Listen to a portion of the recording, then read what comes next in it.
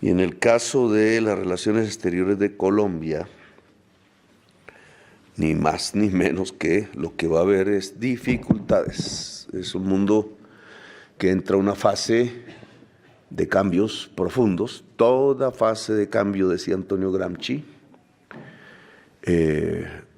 muestra que aún no aparece totalmente lo nuevo, que aún no aparece totalmente la extinción de lo viejo, y que en ese preciso momento en que ni lo uno aparece ni lo otro desaparece, aparecen los monstruos, decía Gramsci.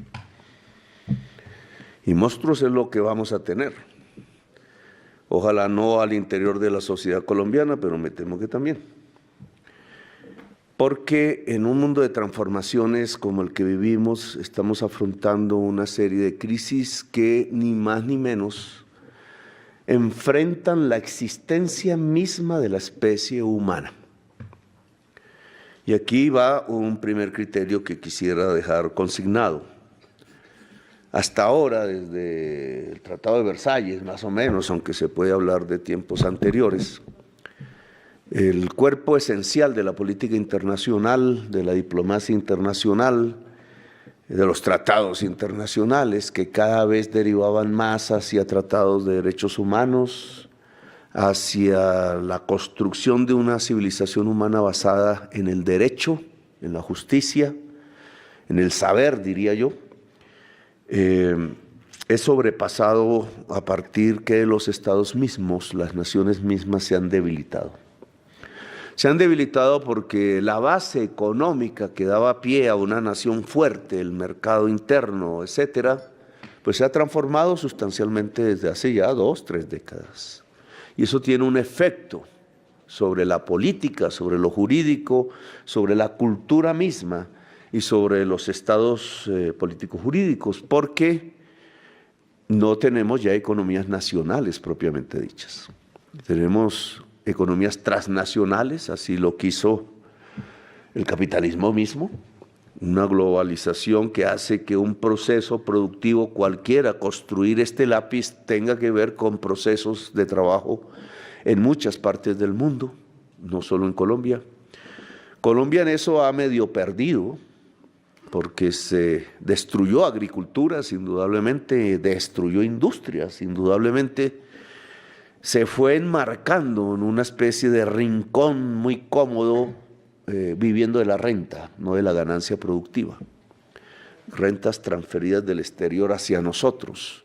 Nosotros que somos aún hoy una cultura del trabajo, de la producción. Esas rentas derivaron del petróleo, esas rentas derivaron muchísimo del carbón, de tener la mina más grande del mundo, o casi del mundo, de América, a cielo abierto, en el Cerrejón. Esas rentas derivaron de la cocaína, rentas del mundo hacia nosotros, de consumidores de gasolinas, de consumidores de carbón, de consumidores de cocaína. Nos ha dado la estructura económica que tenemos hoy, en mi opinión raquítica, en mi opinión violenta, en mi opinión supremamente desigual, que nos ha conducido a vivir matándonos entre nosotros, aislándonos de la tierra, de la producción agraria, aislándonos de la industria, con la mitad de la población por fuera de los circuitos productivos, rebuscándose, y con el crecimiento y fortalecimiento de mafias por doquier, que incluso hasta levantan banderas que antaño eran de la revolución. Ahora todo cambia, y va a cambiar, espero que para bien. Y en esa medida, una de las primeras crisis que tenemos que solventar es que la producción misma en el mundo no puede extinguir la especie humana.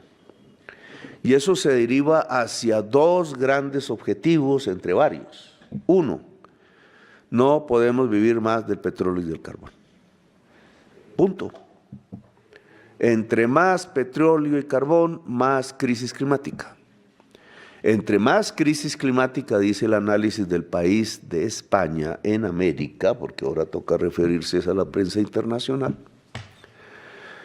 Entre más afecta la crisis climática, la segunda región del mundo en ser afectada, después de Asia, es América Central, América Latina, América Central y el Caribe. Esa es la región donde vamos a sufrir nosotros los mayores rigores cada vez más intensos de una crisis climática que no se detendrá, sino hasta que hagamos una ruptura sustancial en todas las cadenas productivas y de consumo del carbón y del petróleo. Eso no depende solo de Colombia, pero Colombia debe ser vanguardia internacional en esa lucha de la humanidad. Y entonces aquí la noción de Estado empieza a tener una diferenciación. No solo defendemos un Estado-nación, el Estado colombiano. Eso no está escrito en la Constitución, pero es la realidad de la vida de hoy, que cuando se hizo la Constitución aún no era tan clara. Además de defender un Estado-nación, defendemos la humanidad. Es decir, cualquier comportamiento internacional de Colombia tiene que ver con ponerse al lado de la humanidad y por tanto de la vida. La humanidad, por tanto, y debería ser una proposición, algunos estados han adelantado esta discusión, la humanidad es un nuevo sujeto político en el mundo. No es solo Estados Unidos, no es solo Colombia, no es solo Venezuela, no es Italia, no es solo China. La humanidad como concepto y como realidad. Y solo se construye en la práctica un concepto político, accionante, vinculante de humanidad, si construimos la tesis del diálogo entre las civilizaciones. El diálogo entre las civilizaciones permite un propósito común de la humanidad y por tanto humanidad y vida. Ese es el eje directriz. Ojo, no solo defendemos nuestros intereses nacionales, sino que siempre debemos defender nuestros intereses nacionales y los de la humanidad.